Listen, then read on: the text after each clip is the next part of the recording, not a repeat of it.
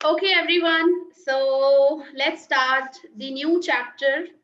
Chapter number 9, foreign trade. ठीक है, चलो बता दो मुझे फॉरेन ट्रेड क्या होता है।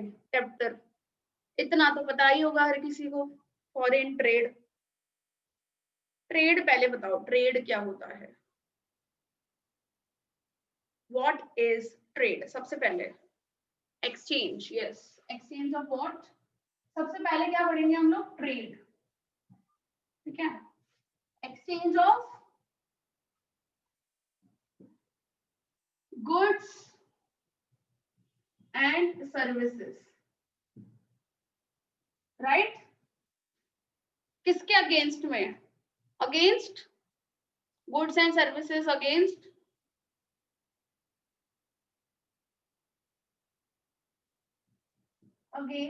मनी। ठीक है, अब ये ट्रेड के दो पार्ट्स है। क्या है? दो पार्ट्स। तो जिसको हम लोग बोलते हैं इंटरनल ट्रेड या फिर डोमेस्टिक ट्रेड, और हम लोग क्या बोल सकते हैं? एक्सटर्नल ट्रेड या फिर फॉरेन ट्रेड या फिर इंटरनेशनल ट्रेड। ठीक है, इंटरनेशनल ट्रेड आया समझ में? यस, व्यापार, ट्रेड। सो अभी इसकी डेफिनेशन क्या होगी इन दोनों की? Trade with in geographical boundaries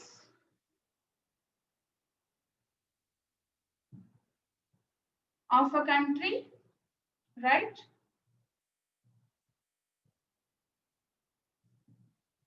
और यहाँ पे क्या होगा? ट्रेड आउटसाइड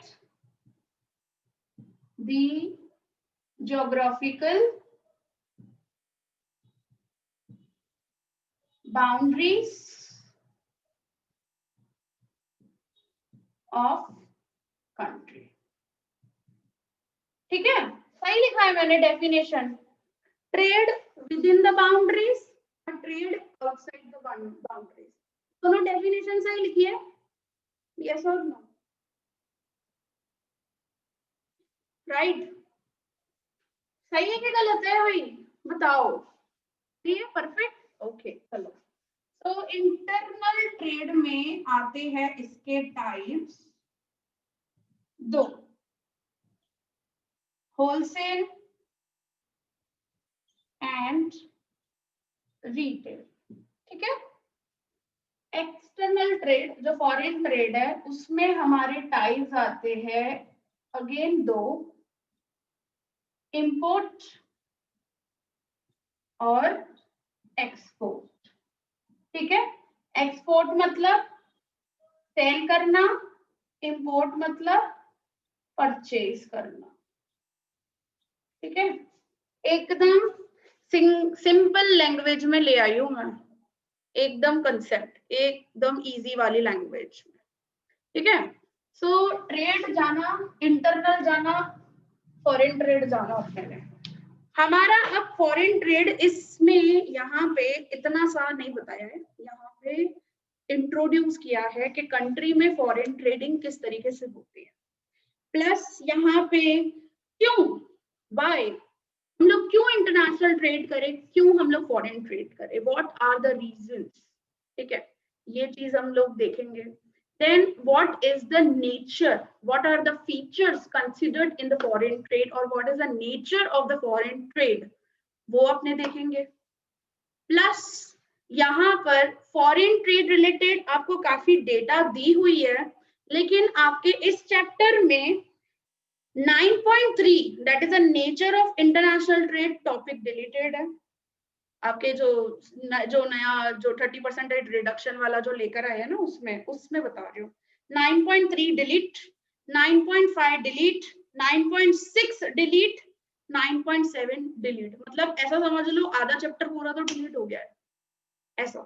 तो डेटा वगैरह जो है उसमें 9.5, 9.6, 9.7 में डेटा दी गई है भाई, साइज ऑफ फॉरेन ट्रेड कैसा है, फिर इंडिया के रिलेशंस कैसे है, पहले कैसे थे इंडिपेंडेंस के टाइम पर, और फिर 2001, 2011 के टाइम पे इंडिया किस कंट्रीज के साथ ज्यादा ट्रेडिंग करती थी, ऐसा सब कुछ, डायरेक्शन ऑफ फॉरेन ट्रेड ऐसा बताया है, फिर कितना ज्यादा एक्सपोर्ट करती है, कितना ज्यादा इंपोर्ट करती है, उसकी फिगर्स वगैरह बताई है, फिर पूरे वर्ल्ड में इंडिया कौन से रैंक पे आती है, तो मैं आपको बता दूं कि इंडिया आती है 19th रैंक पे ट्रेड में, ट्रेडिंग करने में, ये फॉरेन ट्रेडिंग में। सो वो आपको वो रैंकिंग्स दिए हुए हैं इस चैप्टर के अंदर। देन डिफरेंस बिटवीन भी दिया हुआ है डोमेस्टिक ट्रेड और फॉरेन ट्रेड का, तो ये तो सबसे पानी सबसे इजी वाला एकदम, ठीक है। मैं डिलीटेड टॉपिक में से मैं करवाऊंगी नेचर ऑफ इंटरनेशनल ट्रेड, वो मैं करवाऊंगी भाई, वो बहुत अच्छा है और वो आपको जानना चाहिए फॉर द नॉलेज ओनली भले, बट आप जानो। बाकी जो डेटा वगैरह है ना, वो डेटा वेटा हम लोग खाली ऊपर ऊपर से रिव्यू करते जाएंगे, ताकि एक जस्ट अपने गो थ्रू कर लेंगे, लर्न नहीं करेंगे, कुछ भी नहीं करेंगे, जस्ट एक गो थ्रू करेंगे हम लोग, ठीक है। सो बाकी जो 9.8 है और 9.9 है, these two concepts are very new for you, that is the balance of payment। so काफी important, काफी मतलब काफी, अभी तो ऐसा समझ लो कि बैलेंस ऑफ पेमेंट का इंपॉर्टेंस और ज्यादा बढ़ गया, क्योंकि इस चैप्टर में से वैसे भी या तो ग्राफ में डेटा इस चैप्टर की आ जाती थी, या तो फिर है ना इतना कुछ नहीं पूछते थे, ये रीजंस पूछ लेते थे, या फिर BOP balance of payment related पूछ लेते थे, या फिर एक्सचेंज रेट पूछ लेते थे, ऐसा सभी पूछते थे। वैसे भी ये डेटा इतनी पूछते ही नहीं थे, एक एमसीक्यू या 1 मार्क में पूछ लेते थे कुछ भी, एक दो चीजें, बाकी इतना ज्यादा डीप में वैसे भी नहीं पूछते थे, तो वो डिलीट ही कर दिए आपके चैप्टर में, ठीक है। बाकी 9.1 वो तो मीनिंग हम लोगों ने अभी अभी फटाफट से कर ली मीनिंग, फिर रीजंस जो इम्पोर्टेंट है 2 या 3 मार्क में पूछ सकते हैं, रीजंस फॉर इंटरनेशनल ट्रेड, फिर डिफरेंस बिटवीन, वो तो आंख बंद करके मैं अभी करवाऊंगी रीजंस, ये डिफरेंस बिटवीन आप लोग मेरे को ऐसे ही बताओगे, डिफरेंस डोमेस्टिक और इंटरनेशनल, ये तो कॉमन सी चीज है, हर कॉमर्स स्टूडेंट को आनी ही चाहिए, 11th में भी पढ़ के आए थे, लेकिन अब थोड़ा सा एक्सप्लोर किया हुआ है, इकोनॉमिकल पॉइंट ऑफ व्यू से बताया हुआ है इस चैप्टर के अंदर, है वही चीजें, वही करेंसी और फिर ट्रांसपोर्टेशन, ऐसा सब चीजें करके ही बताया है, फिर मार्केट वहां पे फॉरेन ट्रेड में ज्यादा कंपटीशन होता है, डोमेस्टिक में इतना कंपटीशन नहीं होगा, ऐसे सब भी बेसिक ही बताया है। और सबसे आईएमपी जो मैंने आपको बोला, that is BOP balance of payment, वो बहुत अच्छे से करना है, क्योंकि उसमें से क्वेश्चन आता ही आता है, मतलब आएगा, मतलब आएगा 2 मार्क के अंदर या फिर 3 मार्क के अंदर, कुछ भी पूछे लेकिन पूछेंगे, ठीक है। तो बहुत छोटा चैप्टर है, फटाफट से हमारा कंप्लीट हो जाएगा, बहुत इजी चैप्टर है फॉरेन ट्रेड। ओके, तो हम लोग स्टार्ट करते हैं विद द इंट्रोडक्शन, बहुत पानी सा इंट्रोडक्शन दिया हुआ है, बहुत पानी सी हमारी ये मीनिंग भी दी हुई थी, तो हम लोगों ने ऑलरेडी डन कर दी, इतना आता ही है, मैं नहीं पढ़ूंगी तो भी आप बताओगे मेरे को, चलो, बट हम लोगों को पढ़ना तो है। इंट्रोडक्शन क्या लिखा हुआ है, the geographical boundaries of a country like all the countries is determined and there are some legal restrictions and sometimes prohibition on crossing the geographical boundaries of a country, as you all know। यार रोक टोक करते हैं हम लोगों को, भाई ये border cross नहीं करना है, ये नहीं कर, मतलब एक बच्चों जैसा यहाँ पे इंट्रोडक्शन दिया हुआ है कि बच्चों से कैसे शुरुआत करते हैं, क्या आपने क्या चाइना बॉर्डर ऐसे क्रॉस किया आपने, या इंडिया की बॉर्डर आपने क्रॉस की है, या आपको दुबई जाना हो तो आप डायरेक्टली जा सकते हो, no, there are some legal restrictions, right. उसी तरीके से गुड्स एंड सर्विसेज में भी लीगल रेस्ट्रिक्शंस आते ही है, ठीक है। बट फिर बोला है कि हमारे देश में फिर हम लोग जो फोन्स यूज करते हैं वो कैसे आते हैं कंट्री में, हम लोग जो लैपटॉप्स यूज करते हैं, हम लोग जो बाहर के गुड्स यूज करते हैं, हम लोग जो क्लोथिंग हमारा जो भी है, ये मैकडोनल्ड्स, ये वो सब चीजें, ये कहाँ से आया, ये कैसे आया, गुड्स कैसे आते हैं, पर्टिकुलरली गुड्स सर्विसेज कैसे एक्सचेंज होती है, ठीक है। तो ऐसा बेसिक सा इंट्रोडक्शन यहाँ पे स्टार्ट किया है। Then we have ever thought that how do we have a Korean refrigerator, Japanese TV in our homes, German cars, on our roads, American tractors in our farms, UK made shoes and garments in our malls. ये सब कहाँ से आए? Do we know that the bulk of petrol and the diesel with which our vehicles can run from Gulf countries? So ये कहाँ से आता है सब कुछ? It's so simple. Hence we will understand in this chapter. ये इस chapter में हम लोग सीखेंगे भाई that the activity of exchanging goods and services. क्या बोल रहे हो? चाइना, हाँ चाइना है ना, इंडिया चाइना की बॉर्डर में है। हाँ वही तो बता रहे हैं यहाँ पे कि फॉरेन ट्रेड क्या होता है, कितने दिनों में आता है, कौन से लीगल। देखो हर एक कंट्री के साथ इंडिया का जैसा रिलेशन है ना, वैसे वैसे लीगल रेस्ट्रिक्शंस है। जैसे पाकिस्तान से उसका जैसा रिलेशन है तो लीगल रेस्ट्रिक्शंस और इम्पोर्ट ड्यूटीज और ये सब कुछ वैसे लगाई जाती है। अब चाइना के साथ भी वैसा रिलेशन हो गया है तो इम्पोर्ट ड्यूटीज एंड ऑल ये सब कुछ वैसी लगाई जाएगी। फिर अमेरिका के साथ अच्छा रिलेशन है तो इम्पोर्ट ड्यूटी वैसे, लीगल रेस्ट्रिक्शंस वैसे लगाए जाएंगे। जल्दी से मिल जाएगा लाइसेंसिंग और ये सब कुछ, और फिर स्टार्टअप कर सकते हैं, एक्सपोर्ट्स कर सकते हैं। हम लोगों ने नहीं पढ़ा था हाँ ये इंटरनेशनल ट्रेड का प्रोसीजर, इंपोर्ट कैसे करते हैं, एक्सपोर्ट कैसे करेंगे। 16 पॉइंट्स थे उसके अंदर एक्सपोर्ट करने में, 16 पॉइंट्स। तो वो सब चीजें फुलफिल होनी चाहिए। Of course it takes time because waterways के थ्रू ही जनरली ट्रेडिंग होती है फॉरेन ट्रेड में। तो या तो फिर अगर ये नियर बाय जो नेबरिंग कंट्रीज है तो वहां पे तो बाय रोड भी हो ही सकता है। तो वहां पे बॉर्डर पे सब कुछ चेकिंग होता है सब चीजें, और फिर ट्रांसपोर्ट होता है, मतलब फिर जाने देते हैं सब कुछ। अगर पासपोर्ट ये वो सब चीजें हैं जनरली हम एक यूं गुड सर्विसेज रिलेटेड वो पूरे डॉक्यूमेंटेशन दिखाने पड़ेंगे सारे, कि वो बिल ऑफ लेडिंग और बाकी के जो भी डॉक्यूमेंट्स रिक्वायर्ड होते हैं according to our Indian policy. जो भी हमारी एक्सपोर्ट इंपोर्ट की पॉलिसी है उसके अकॉर्डिंग जो जो डॉक्यूमेंट्स वगैरह चाहिए होते हैं हम लोगों को, वो डॉक्यूमेंट्स हमारे साथ होने चाहिए। और बैंकिंग ट्रांजेक्शन्स और ये सब कुछ डन होना चाहिए। तो फिर बाय रोड जा सकते हैं नेबरिंग कंट्रीज में, अदरवाइज नहीं जा सकते। वो चेकिंग होता है बॉर्डर पे सब कुछ जो बाय रोड हो, ठीक है। और वाटरवेज के थ्रू भी सब चीजें पहले चेक होगी, फिर वो शिप में लोड होगा तो भी चेक होगा। तो ये सब चीजें थी तो सही आपके पास कि एक्सपोर्ट प्रोसीजर और इम्पोर्ट प्रोसीजर।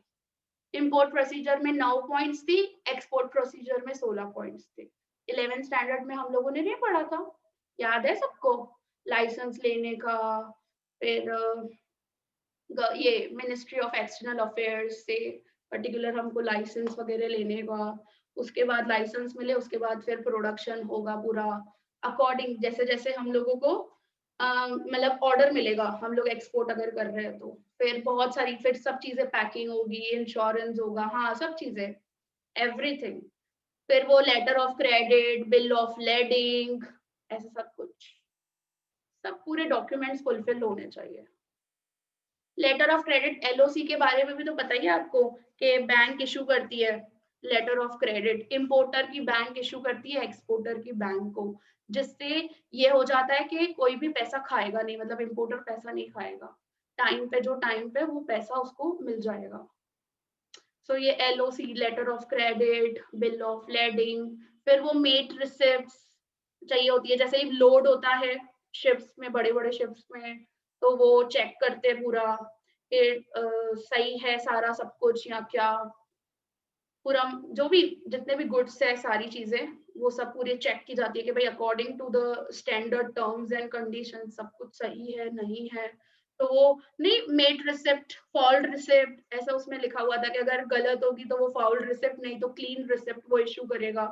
सब कुछ अगर सही है तो क्लीन रिसिप्ट तो जाने देंगे भाई, हाँ लोड हो जाएगा पूरा। वो कंटेनर के कंटेनर्स पूरे चेक किए जाते हैं सब चीजें।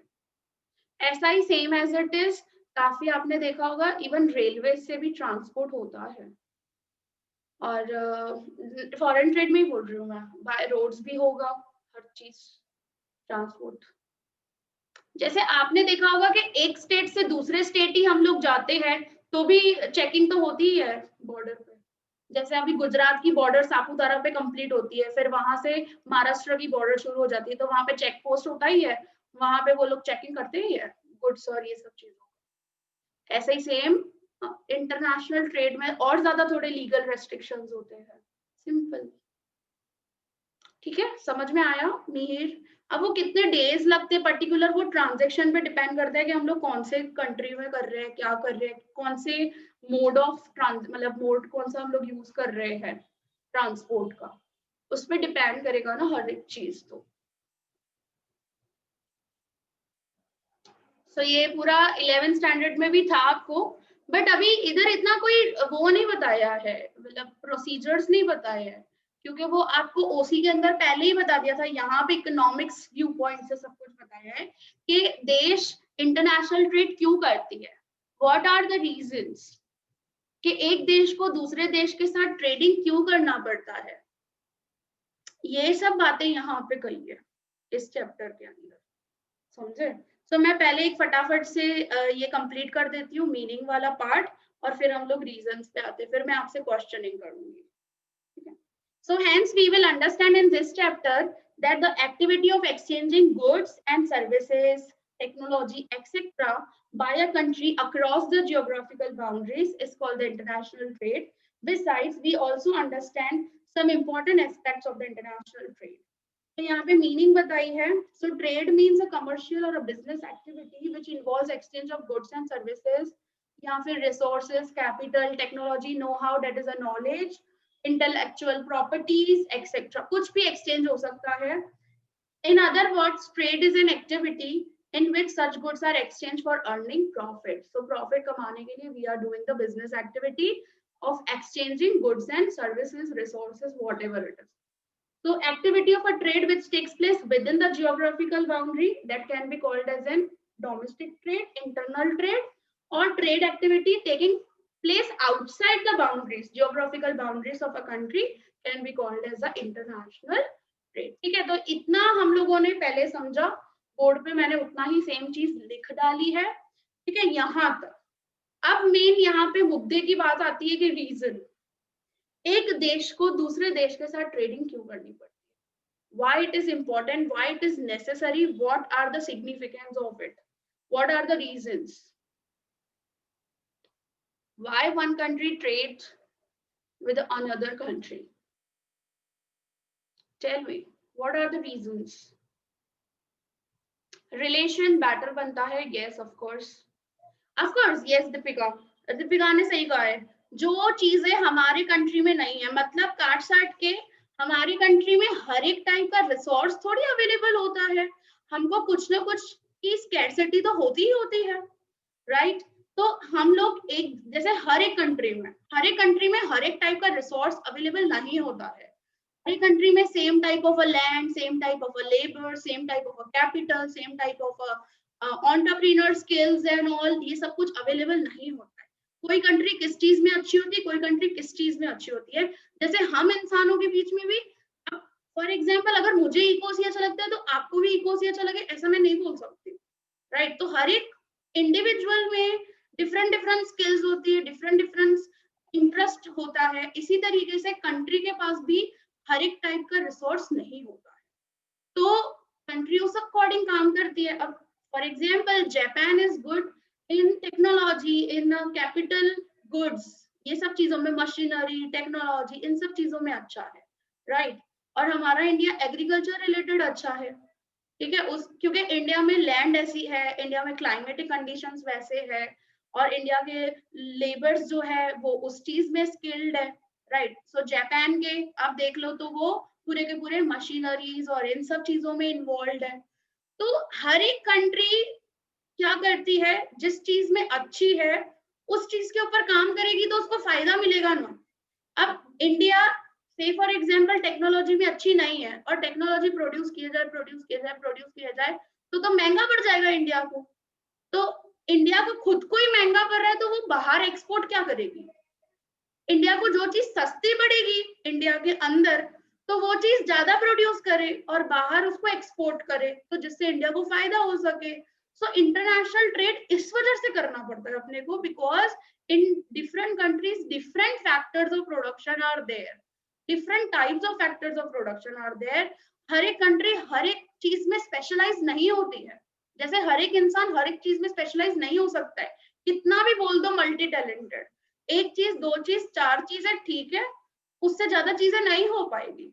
तो हम लोगों को क्या करना पड़ता है, क्लबिंग करना ही पड़ता है, एक्सचेंज करना ही पड़ता है। So these are the important reasons why international trade is happening between the countries, and because of the international trade, so the countries relation become more stronger and stronger and stronger, और ज्यादा strong होता जाता है, और एक दूसरे को मदद भी करते हैं एक कंट्री दूसरे कंट्री, जिनकी वजह से कंट्री का इकोनॉमिक डेवलपमेंट भी शो होता है, राइट। सो मुद्दे की बात यहाँ पे क्या थी, सबसे इम्पोर्टेंट रीजन, तो रीजन क्या हो सकता है, सबसे पहला चीज मैंने आपको बताया कि फैक्टर्स ऑफ प्रोडक्शन अलग हो सकते हैं, दूसरी चीज मैंने आपको बताई कि कॉस्ट ऑफ प्रोडक्शन हर एक कंट्री में सेम नहीं होता है, अगर यहाँ पे मशीन प्रोड्यूस कर रही हूँ, जापान में भी वही मशीन प्रोड्यूस कर रहे हैं, तो इंडिया का कॉस्ट ऑफ प्रोडक्शन अलग होगा, जापान का कॉस्ट ऑफ प्रोडक्शन अलग होगा। तो जो चीज जहां पे सस्ती पड़ती है उसको वो करना चाहिए, ठीक है, because every country is not specialised in everything. तो थर्ड थिंग आ जाती है specialisation, right, because there are different type of labors, right, so division of labor and specialization अलग अलग कंट्री का अलग अलग है, right, समझ में आ रही है चीज, yes or no everyone?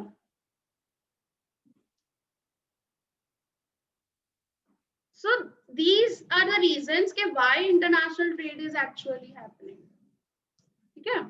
so हम लोग पढ़ना स्टार्ट करते हैं।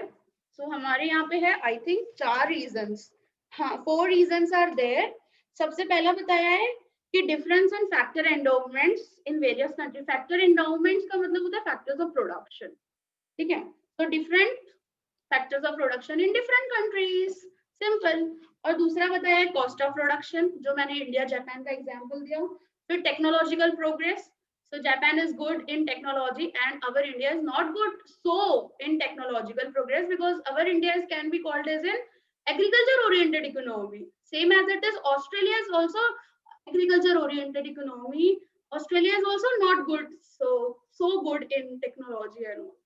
तो ये technological progress कैसा है country का। then division of labor and specialization, because there are different type of labors available in different countries, different skill, different specialization।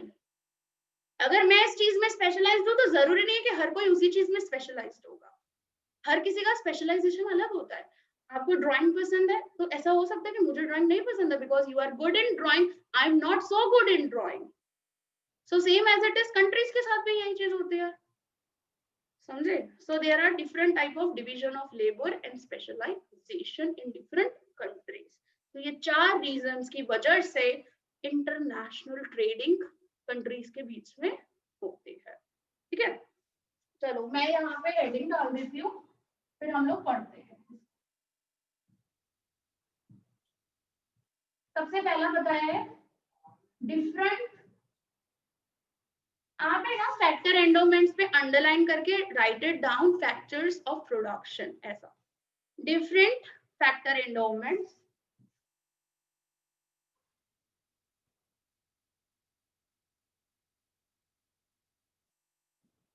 in different countries,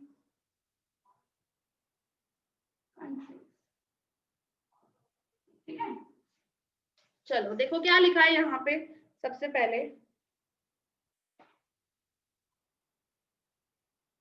different countries are endowed with different factors of production in different proportions, right?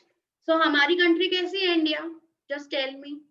हमारे पास सबसे ज्यादा अच्छा क्या है, land labour capital entrepreneur में से सबसे best हमारे पास, जिसमें इंडिया एज अ ब्लेसिंग की तरह हो, इंडिया का बोलो। लेबर, लेबर, इंडिया का लेबर बहुत अच्छा है, क्योंकि इंडिया की पॉपुलेशन इतनी है, सो इंडिया का लेबर फोर्स बहुत स्ट्रॉन्ग है, ठीक है, हमारे पास बहुत सारे लेबर्स हैं। सेम एज इट इज दूसरे कंट्री में वैसा नहीं है, फॉर एग्जाम्पल ऐसा हो सकता है ना। अब हमारे कंट्री में कैपिटल स्केर्सिटी है, जापान में कैपिटल सरप्लस है, सिंपली, ठीक है. So different countries are endowed with the different factors of production in different proportions. Besides, all countries may not have all the factors necessary for the production of all type of goods. हर एक type का हमारे India में हम लोग good बना सके ऐसा नहीं हो सकता है, कितना भी हम लोग कोशिश करेंगे हमको कहीं ना कहीं से कुछ ना कुछ इंपोर्ट करना ही पड़ता है. So hence countries trade in resources, या तो resources में trading होगा. Resources can be कुछ भी हो सकता है, मटेरियल, रॉ मटेरियल हो जाएगा, टेक्नोलॉजी हो जाएगी, फैक्टर्स ऑफ प्रोडक्शन हो जाएगा. So whatever resources, because you know man, material, machinery, सब resources में आ जाते हैं. So to fulfill the requirements of their country, so खुद के requirements को fulfill करने के लिए हम लोगों को trading करनी पड़ती है. This is the first reason. Second आ जाता है cost of production.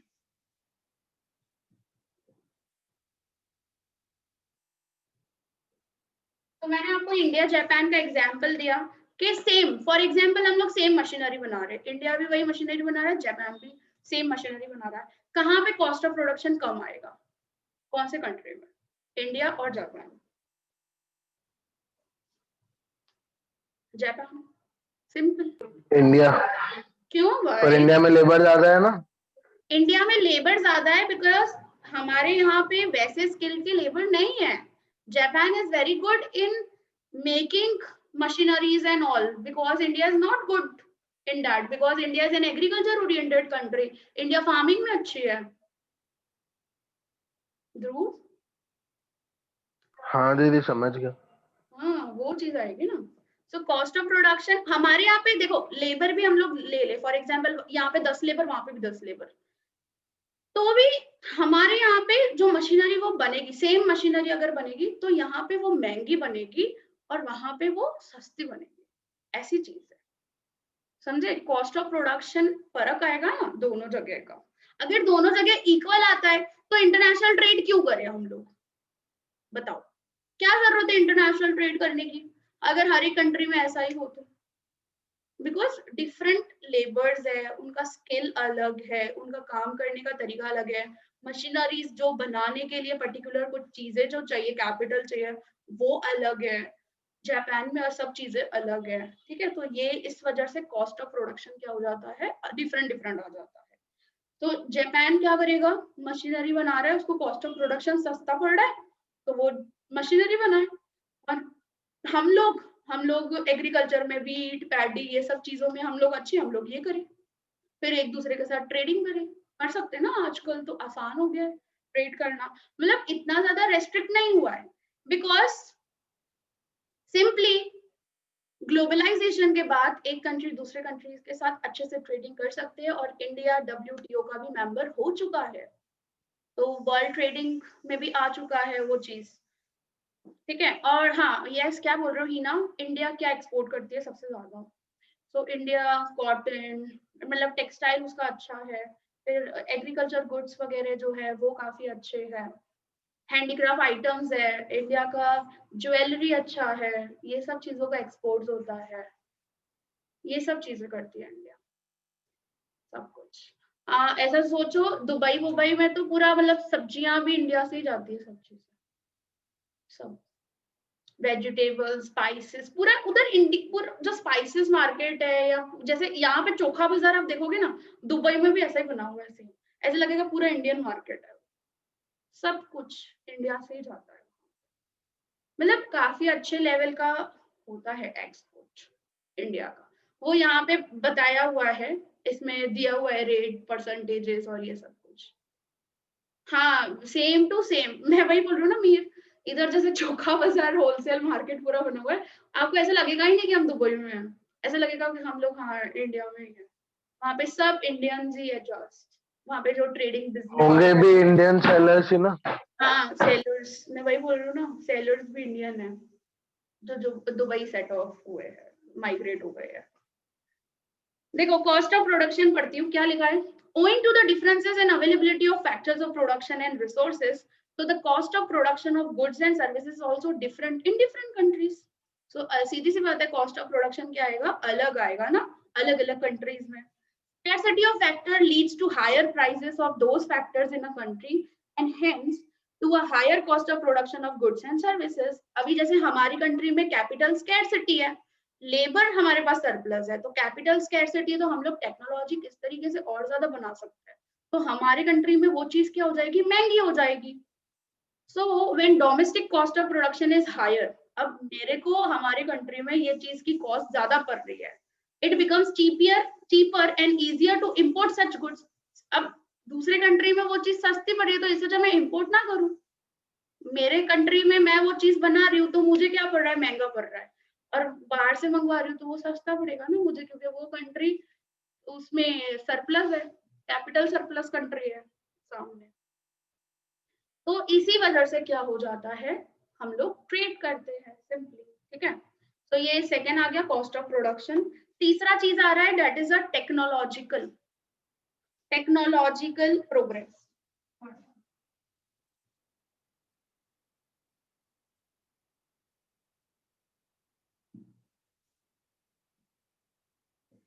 हर एक कंट्री में तरीका अलग है ना सब चीजें करने का, सिंपली।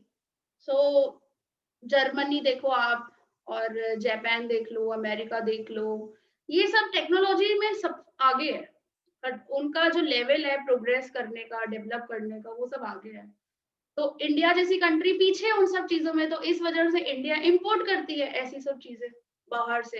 अब जैसे अमूल का जो भी इतना बड़ा मिल्क का प्लांट लगा हुआ है, वो जर्मनी बेस्ड है, उसका बटर का और मिल्क का, तो वो जर्मनी से मंगवाएगी, समझे। तो इंडिया में ऐसी चीज नहीं हो पाएगी, क्यों, क्योंकि आधे से ज्यादा पॉपुलेशन तो एग्रीकल्चर पर डिपेंडेंट है हमारे कंट्री में। So all countries do not achieve the same level of technological progress. Some countries have expertise in some type of technology, while other possesses greater ability in another type of technology. So hence, every country does not possesses equal efficiency in production of all type of goods, and hence trade in goods and services takes place between the countries. इस वजह से तो trading होती है ना, because technological progress हर एक country का क्या है, डिफरेंट है, ठीक है। And the last one, that is a division of labor and specialization. Fourth one, division of labor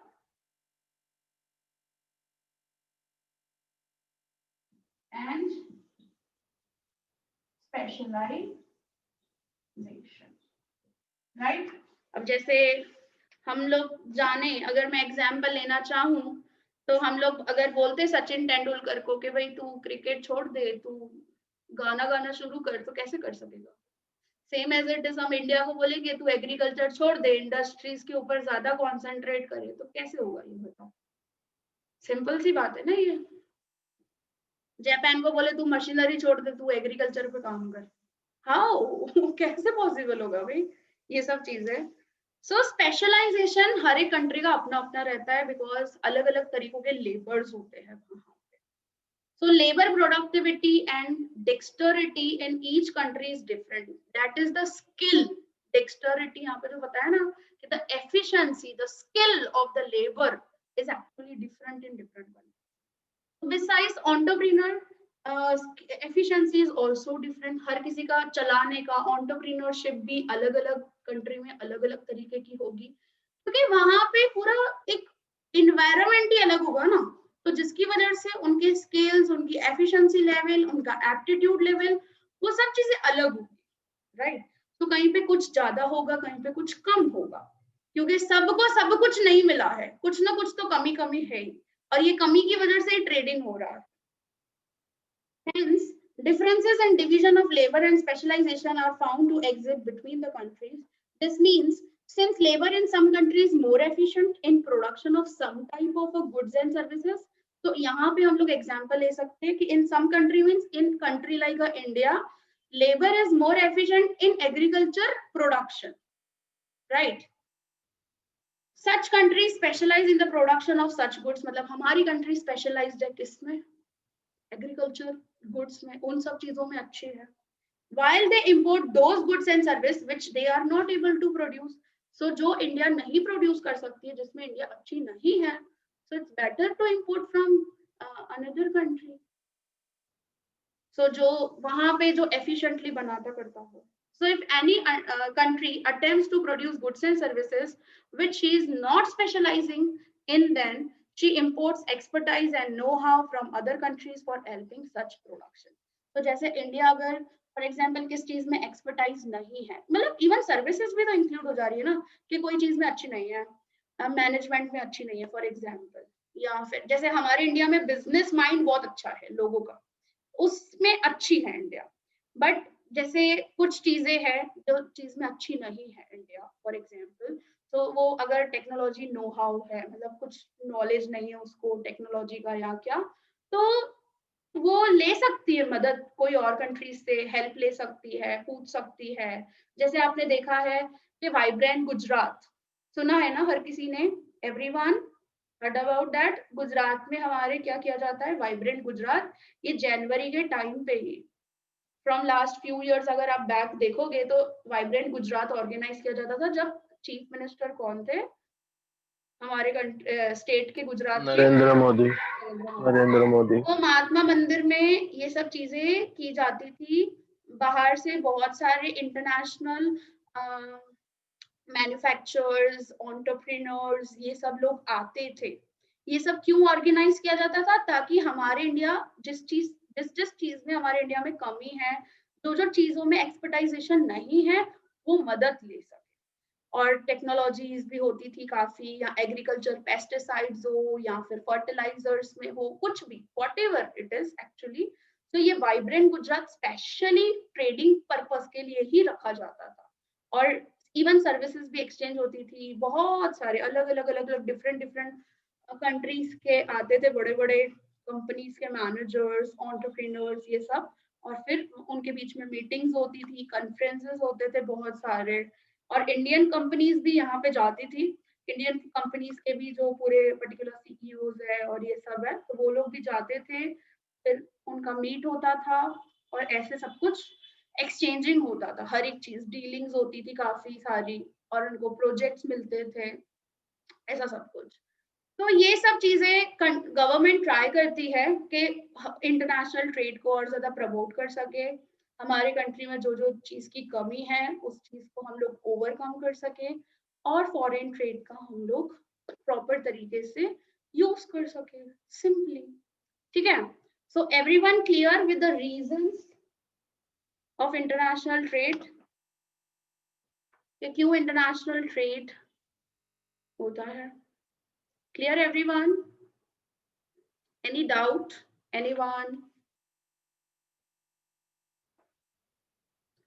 किसी को कोई भी पॉइंट नहीं समझ में आई हो या क्या? ठीक है, ओके, चलो। सो नेक्स्ट हम लोग बात करेंगे नेचर ऑफ इंटरनेशनल ट्रेड कल। ठीक है, चलो आज के लिए इतना ही।